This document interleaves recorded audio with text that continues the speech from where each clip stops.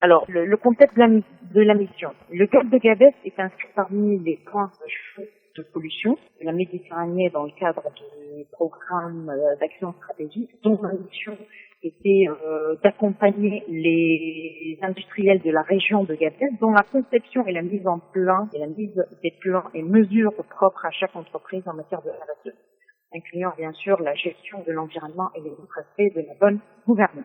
Ma mission consiste à les accompagner afin d'intégrer la culture RSE au niveau des entreprises. Les entreprises que j'ai accompagnées, ils ont démarrage de la mission, ils ont eu quelques difficultés pour vraiment mettre en place cette démarche, vu qu'ils ne savaient pas réellement à quoi consiste le travail à faire. Mais en finalité, les entreprises, ils ont intégré ce programme-là et ils ont mis en place tous les efforts et les plans qu'on a mis ensemble afin de développer leur organisation et la performance de l'entreprise. Alors, quel est l'apport de la démarche RSE? Alors, le premier apport, c'est la réduction des risques.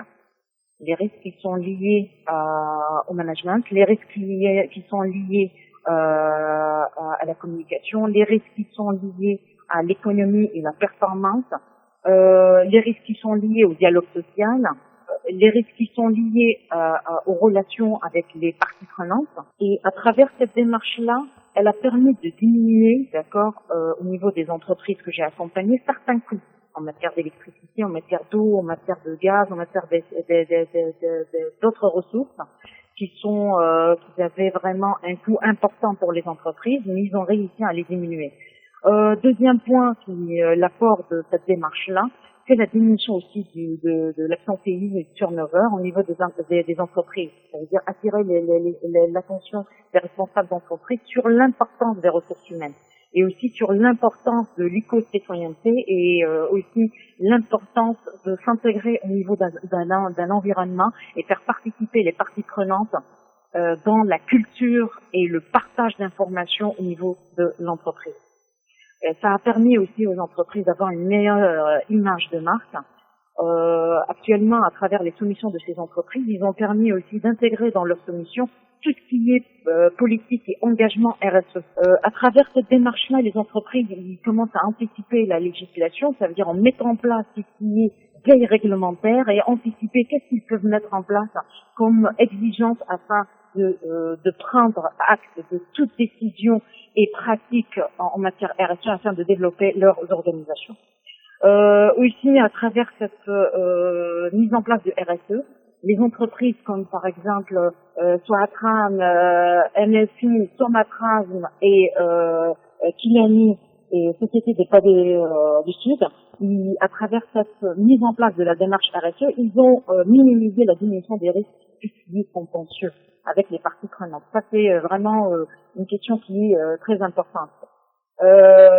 Concernant les difficultés pour la mise en place de la démarche RSE, la première difficulté, c'est vraiment l'engagement de l'entreprise. C'est-à-dire qu'ils ne savaient pas à quoi consiste la démarche RSE.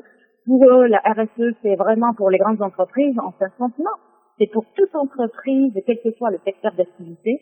Elle peut mettre en place cette démarche. Et à travers cette démarche-là, ils vont découvrir beaucoup d'opportunités sur le marché national, sur le marché international, l'ouverture vraiment d'autres opportunités en matière de développement de leurs produits ou prestations. Et ça va leur permettre vraiment de renforcer cette relation-là entre l'entreprise et les partenaires externes. Aussi, il y a le gouverneur. Lors de ma séance de travail avec lui, j'ai eu l'occasion d'évoquer un sujet qui est très important, c'est de mettre en place un comité observatoire de RSE afin d'aider les entreprises, souhaitant mettre en place cette démarche-là pour vraiment les initier à introduire l'approche RSE au niveau de leurs organisations.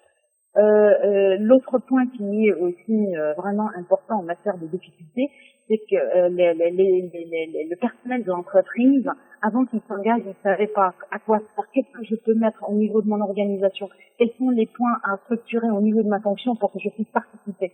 Au niveau de ces entreprises-là que j'ai accompagnées, il y avait une sensibilisation du personnel et chacun a mis, par rapport à ses compétences, par rapport à ses expériences, participé à vraiment construire un édifice de RSE au niveau de l'entreprise. C'est-à-dire que le personnel, à travers la sensibilisation, à travers l'implication au niveau de RSE, tout le monde peut vraiment participer à la construction de l'édifice et participer aussi vraiment à construire une culture au niveau de l'entreprise qui pourrait vraiment améliorer l'organisation. La troisième difficulté, c'est vraiment, il y a certaines entreprises qui n'avaient pas un système qui pourrait vraiment organiser, quand je dis un système de fonctionnement, de management performant, pour qu'ils puissent introduire vraiment cette culture RSE. Mais il y avait les managers d'entreprise qui ont pu vraiment comprendre l'enjeu de RSE. Ils ont mis en place certains processus, certaines approches pour qu'ils puissent redynamiser leur système de management afin d'intégrer vraiment cette démarche-là. Et cette démarche-là a donné des fruits au niveau des entreprises. Chaque entreprise, Somatraz, une entreprise qui est dans le domaine des travaux maritimes, a réussi vraiment à mettre en place cette démarche-là. Il y a aussi Société des pavés du Sud, où le manager vraiment, Monsieur Bédi, et il y a aussi Madame Mabrouka qui a essayé vraiment de mettre en avant l'entreprise. Ils ont vraiment introduit dans leur système des mesures en matière de santé et sécurité pour vraiment préserver la santé et la sécurité au niveau de leurs organisations. Il y a aussi l'entreprise Aquilani qui a mis en place une approche vraiment de prévention au niveau de leur chantier. Soratram aussi, ils ont mis en place tout ce qui est optimisation des ressources, la chasse au gaspillage et aussi tout ce qui est égalité entre hommes et femmes. Même certaines entreprises, ils ont mis en place cette démarche-là en révisant leur grille de salaire afin d'intégrer tout ce qui est équité salariale. Des actions vraiment innovantes au niveau de chaque entreprise a permis vraiment de développer et de changer la culture d'entreprise. La pérennisation, pour la troisième question, la pérennisation de la démarche RSE. Les entreprises, pour qu'ils puissent vraiment pérenniser, la première approche, c'est vrai qu'on a mis en place un des questions centrales de la démarche RSE, mais il faut continuer, les entreprises doivent continuer à mettre en place d'autres éléments de la RSE afin de développer la visibilité de cette démarche-là et inciter comment on appelle ça, à plus approcher, à accentuer sur la démarche pour qu'elle donne plus de valeur ajoutée et permettre aux entreprises de mieux développer l'activité économique et avoir une bonne réputation. D'autres questions qui devaient être plus accentuées au niveau des entreprises pour qu'ils puissent vraiment développer cette démarche-là, la loyauté des pratiques, il faut accentuer sur cette question-là. Questions relatives aux consommateurs, la communication au développement local doit être plus accentuée aussi au niveau de ces entreprises pour pérenniser vraiment la démarche. C'est-à-dire que ce n'est pas en mettant en place certaines actions RSE, il ne faut pas que les entreprises disent ça y est, on a mis en place la démarche. Non, la démarche, c'est tout un ensemble qu'il faut le mettre en place, qu'il faut le pérenniser. Mais pour le pérenniser, il faut qu'il y ait plus d'implication du personnel, plus d'engagement de l'entreprise et plus de communication avec les parties prenantes pour que la démarche RSE soit vraiment réussie.